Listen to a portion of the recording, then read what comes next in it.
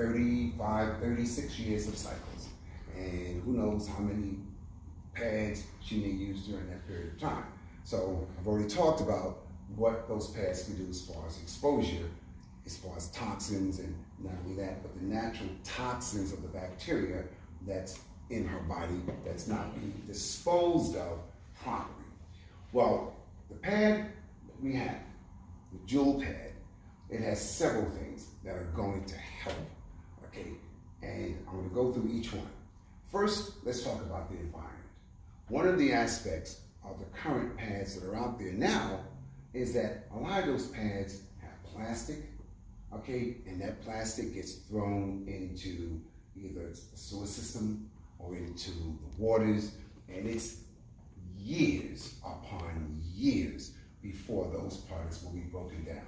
And so we now realize how much of a danger and environmental hazard plastics are. There are no plastics associated with our pads. Everything with our pads is natural. Everything with our pads is biodegradable.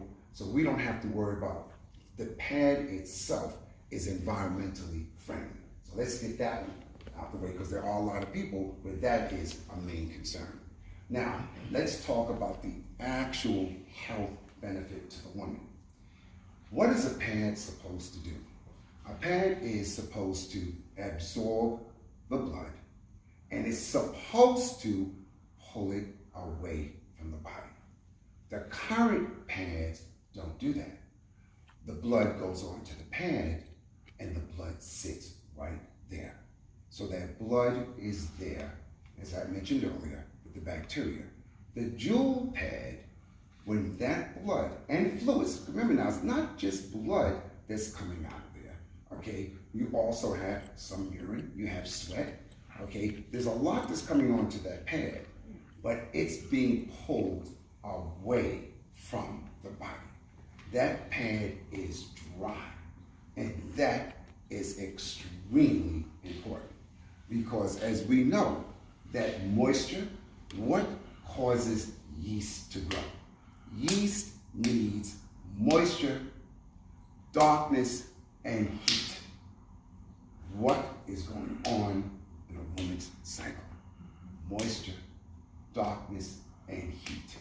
So we are now able to pull that moisture away.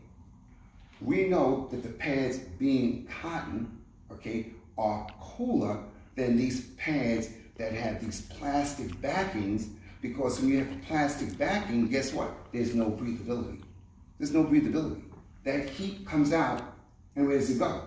It just stays right there, or it builds up, okay? It has no place to go. Our pads are fenestrated. In other words, the heat goes through, okay? So there's no accumulation of heat. Now, the main ingredient that I'm going to spend a few minutes talking about, which is the big hoopla. And when I say the big hoopla, I'm not talking about just the big hoopla with respect to our pads. It's the big hoopla around the world. Graphene, where two physicists won a Nobel Prize in 2010, and all kind of terms and words are being used to describe it. The wonder material, the 21st century material. The bottom line is there's so many things happening with graphene that you can't keep up with it.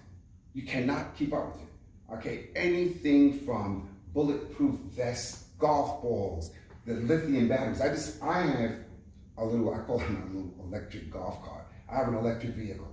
And I didn't know this until today when I was reading about it, that one thing about those lithium batteries is that they can get hot enough, and with the oxygen can cause a combustion and cause a fire. They're now looking at putting graphene into the lithium batteries to prevent those things from happening. Graphene is a word that probably none of us knew about before the last 2 weeks. I didn't know about it, and I've been in science for God knows how many years.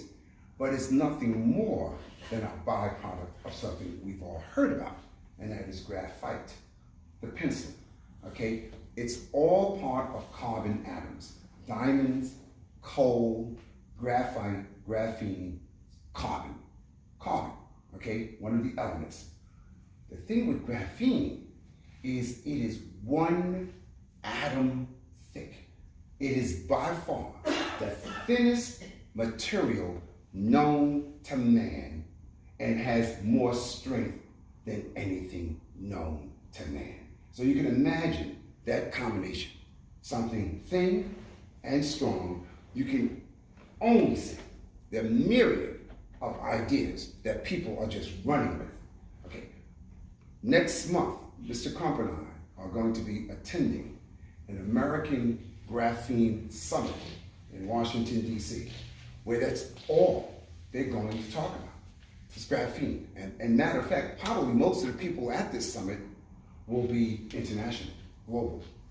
We don't think there's going to be anyone there speaking about Jewel Sanitary Napkins. And so for us, this is going to be an opportunity to let people from around the world know what we are doing to help women. So I'm excited about that. The second day of that conference, we go to the Capitol, okay? And that's where we meet with congressmen. Now, I'm going to be honest. Most of the people attending this summit are there to get their industrialized aspects of graphene. You know, IBM, Samsung, I mean, you name the companies, okay, they're going to be there because they're talking about major. But we're going to try to use that opportunity to meet with two young ladies, two congresswomen out of New York, Carolyn Maloney and Grace Mangan. And these are two congresswomen who have been trying their hardest to get bills passed. So we are aware of what's in those sanitary napkins. As a matter of fact, Congresswoman Mangan has a bill out that sanitary napkins should be available to everyone. Any woman who's incarcerated should have access. Any person in a federal building should be able to go into the bathroom and have sanitary napkins. Any homeless woman who needs a sanitary napkin, it should be available. That's the bill that she put out January of this year. So I'm saying this to say that it is internationally understood that things have to change, and we are a part of that movement, and I am excited to be a part of that movement. So going back to graphene. So graphene has the ability, with respect to the sanitary napkins, to actually cut bacteria, just slice right through the wall. Okay, and if you cut through the wall of the bacteria, it's dead. So when that graphene on that pad is sitting there, and that bacteria is coming out of the vagina, which it will, you now have something that is going to cleave and destroy that bacteria. That's good. So that it cannot cause some of the problems that I just mentioned that happen to women, where the bacteria is either multiplied from being on those pads or not really being pulled away, what you see with the conventional pads. And that is an ability that is also being used, graphene, because it is so small and it is so specific. They're actually looking at graphene being used to treat cancer cells, okay? Because they feel it has that ability, because we're talking an atom. It is so small that they can direct graphene to do so much. They're using it now for diabetes testing, some of the machines. Okay, so you're gonna hear more and more about graphene, but